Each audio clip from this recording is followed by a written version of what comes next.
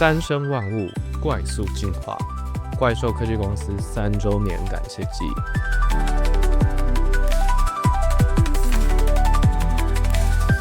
怪，因为跳脱常规，敢于把梦做大；速，因为能在未知中顺势而动，勇往直前。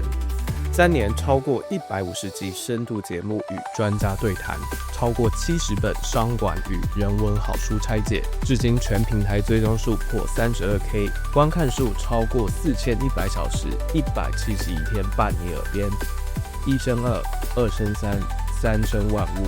第3年，让好奇心裂变成无限可能。未来想怪出什么新高度？邀你一起怪速进化。现在就到资讯栏追踪怪兽科技公司 IG 和 YT， 更多彩蛋即将揭晓，和我们一起三生万物，怪速进化。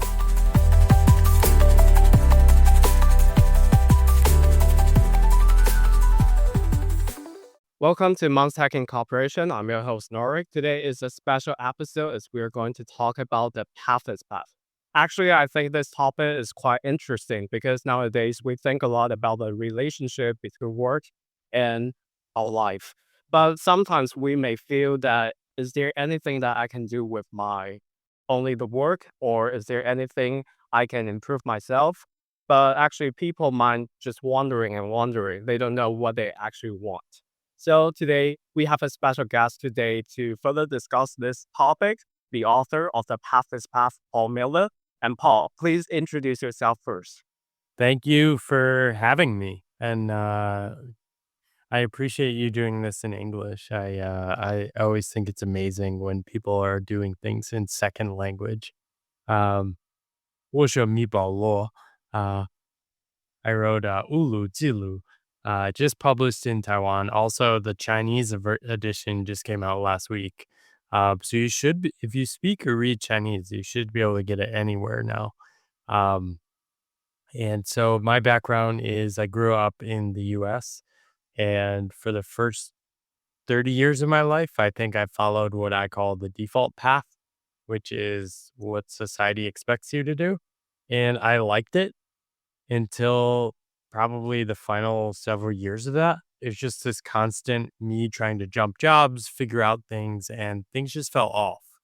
And so I quit my job and started writing about the weird experience of moving in a different direction and trying to find a better way forward and a better story for what I was experiencing and living. Yeah, it is quite interesting because I read your book about a month ago. And why I'm very curious about this book is that 无路之路, because of the name. And I think that most people we hear about, we should maybe to develop our life skills or to think about what kind of life that we are going to make and to build up our career path. But actually people, we nowadays, actually we have lots of fearness, or we are just in an uncertainty kind of situation, which many people might just not knowing what they are going to do in the future. So that's why I think today's topic will help you a lot to learn about or to reshape your future. And my first thing about the question to start this interview is, when I first read your book, I was asked my friends that I also told my friends that I'm going to read this book. But he just asked me a question. I think it is also quite interesting because, yeah, we may know that people will say you have to think about your future. But sometimes when we see this kind of book, we will see that isn't it a way to tell us that you should follow your heart and you should just don't follow the normal road. So I was just wondering, because you say that back to 2017, when you first experiment the Pathless Path, have you ever been that kind of situation before? I was wondering about your thoughts. I think it's a trap to actually reject the default path, right? The default path works, right? And is a reliable way to show up in the world and go through life. And so the pathless path is more just noticing that fully immersing yourself in the default path in what most people are doing is not going to work for me. Therefore, I am now open to all possibilities. And all possibilities also include formal work and things like this, right? I think it is a mistake to be like, screw this and go in the other direction. Often that just leads you to the same kind of like trap, right? Because you then create these extreme reactions in the other direction, right? And so, but this is usually a phase, right? So you leave a standard path, then you immediately reject it. You try to do the opposite of everything, but then you try to integrate things, right? And feel better about it. And so that's been a lot of my experience, is trying to figure out why was the default path so painful for me? And a big part of what I realized is I have this creative desire in me to like do it on my own terms, right? And so writing a book is so satisfying and enjoyable for me because I did the entire thing on my terms. I did it at my timeline, my pace. But I was able to do it by doing work maybe my heart wasn't in, but paid the bills, right? I did a little work on the side, but enough to meet my needs so that I could meet that, like fuel that creative fire inside of me. And so in on the standard path, I just couldn't find a consistent way of being creative over time. And so 10 years of that, and felt like I was suffocating part of myself, right? And so I had to find a new direction, right? And so right, like follow your passion, follow your heart. All these things, I I actually think they're a bit misleading because the people that are often writing them are making money telling you that message. Right? It's like quit your job and own your future and buy my course, right? And so I sort of leaned against that. I basically started writing about these things for years. When I published my book, I didn't expect it to take off or make any money of it. And I still set up my life such that I don't need to rely on making any money from writing. I genuinely enjoy writing. I like talking about these ideas. I have no motives in doing this podcast to sell more books or not make books. It's actually really hard to make money on foreign translations of books, but I'm doing it because it's fun.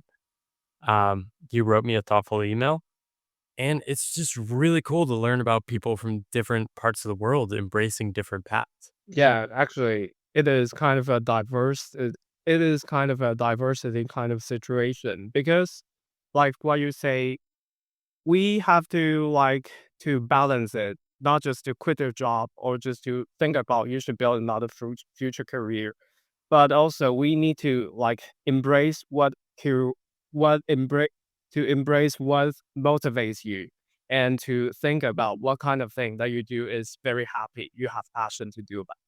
So I think that trying to experiment this kind of the pathless path is quite a bit very interesting, but also it is kind of an experiment. So the next question I want to ask you is about that kind of experiment, because sometimes I see that people nowadays, we may have some role model. We may want to copy him or copy her to see that because he is very successful, so I want to become him or her.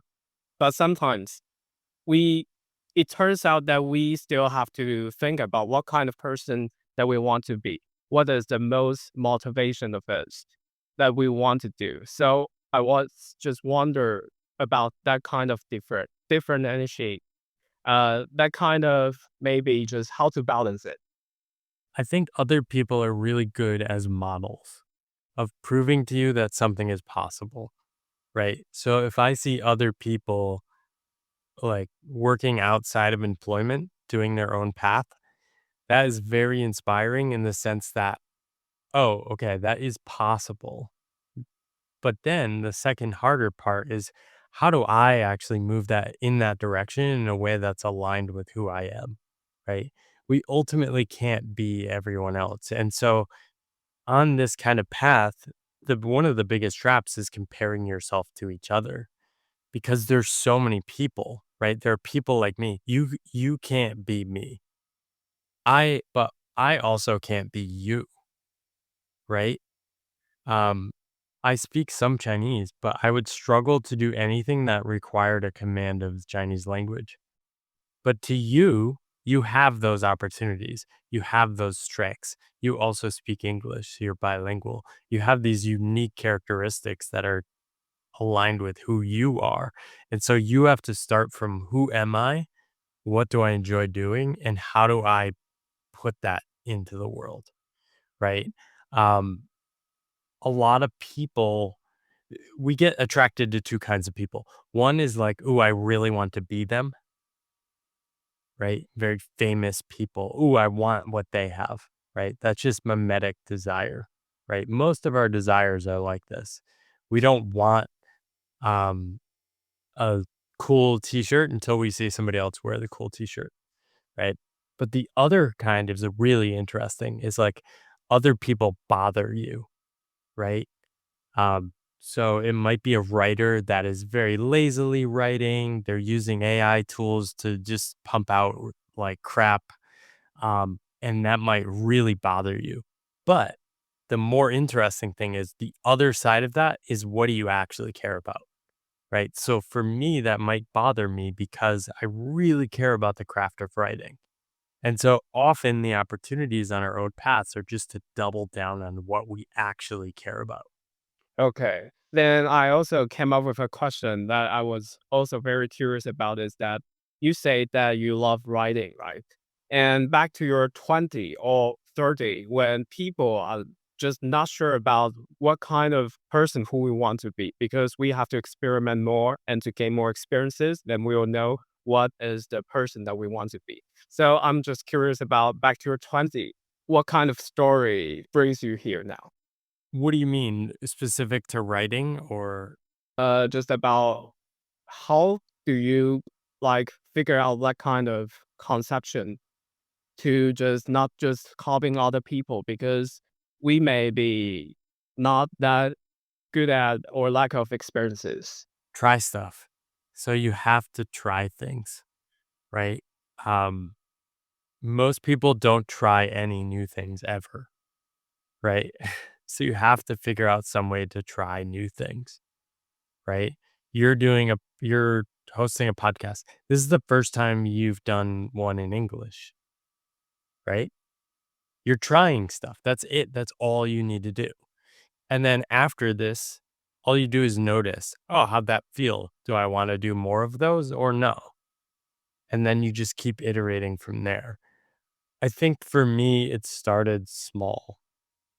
Um, I've always had this impulse to like do more, and my job never satisfied it for me. And so I'd always get involved in like helping undergrads, mentoring. At my job, I helped lead trainings. I volunteered. And so I went to like the training director. She was like, okay, can you do this on top of your job? I was like, yes, I'll stay late and get involved. And it was so fun because I was just volunteering for things I was interested in. Right. And so I know in the Taiwanese workplace, for example, people are even more rigid. Like you only want to do what your boss tells you. But there's no laws that say you have to do that. You can just start doing stuff or volunteer for stuff. And so the worst case is you get fired. Like, so what? Um, there's not enough young people anyway, so there's more jobs. um, and so just keep trying stuff. And like that just added up slowly and slowly and slowly. And so if I look at like 2014 and 2015, I hosted a group coaching experiment. I volunteered to speak for free at an event. I was volunteering with first generation college students. I posted my first article in public on LinkedIn. I created an online course for resumes. And so none of these made money. I didn't know where I was heading, but they seemed interesting to me.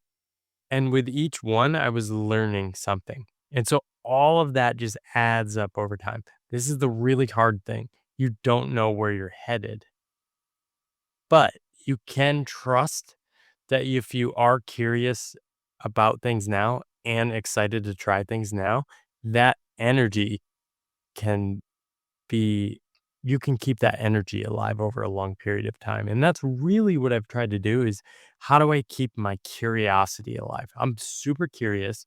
My job is killing my curiosity. And so let's run the experiment eventually of like, okay, what if I get rid of my job? Will I have even more curiosity?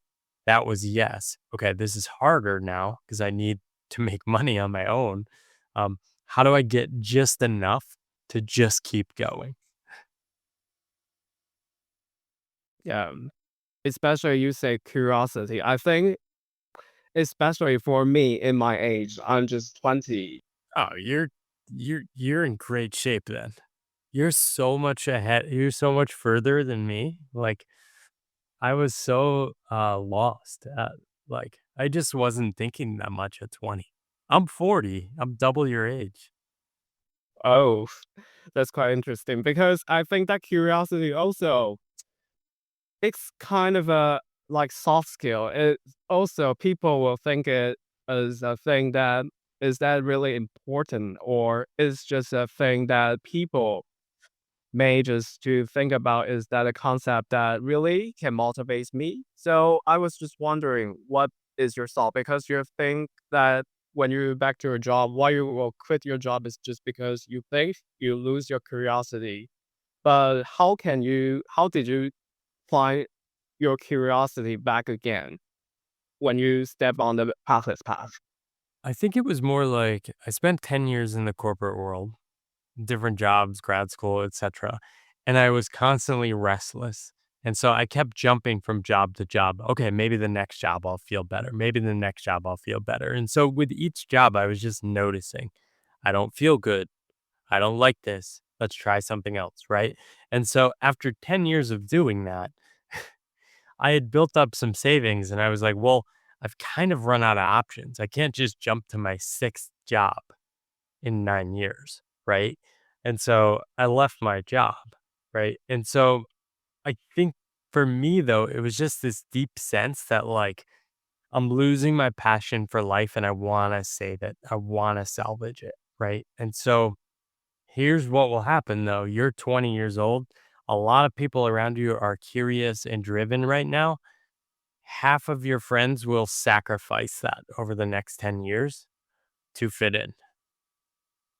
And so that there's nothing wrong with that. You can follow that path. You just need to notice, am I willing to make that trade-off? Are you willing to like push down your passion for life or creativity or curiosity for a paycheck, for parental approval, for fitting into society? If you're not willing to make those trade-offs, you need to play a different game than other people. Right. And that doesn't mean blow up your life and follow your own path. It might mean going to work at a startup, but then being honest to yourself 12 months in and say, okay, I'm getting bored. How do I change things? Right. Almost every job I left, people were like, you shouldn't leave your job this early. It's too early. You're sacrificing your career. You're giving up pay raises, respect. People aren't going to interview you because you jump jobs too much. Um, But my principle was learning. I want to keep learning. I'm not learning. I need to change things up. And so it's hard, but you can prioritize these things. But your life may not look like a life that is universally approved of by everyone else. Yeah, I totally agree with that because it actually, like people, we will want to go straight and to work hard, work smart, not harder. But sometimes people will see that kind of role isn't the thing that we really want, especially we will change. The thing that we may used to be very envy or what we want, it turns out that it is not a thing that we really want to. But I think that one of the things that I want to talk with you is that people will say that when you're finding these things, we may sometimes feel lost and we will just go to like emotional mode. We will just think, oh, I'm not so good. I'm not good enough. I'm not qualified to do that. So when people are in that kind of situation, what might be the suggestion to them to help them to solve the problem and to rethink about how can they do? 这集就这样结束了，还听不过瘾吗？别忘了订阅、分享你听完的心得，还有推荐这档节目，追踪怪兽科技公司的 IG 粉专，上面还有重点短片，赶快到怪兽科技公司 Vocus 沙龙解锁付费文章。还有，订阅免费的怪兽双周快报，每2周1则科技时事和2本思考书斋。社会变得再快，你还是可以拥有超强适应力，成为大神兽。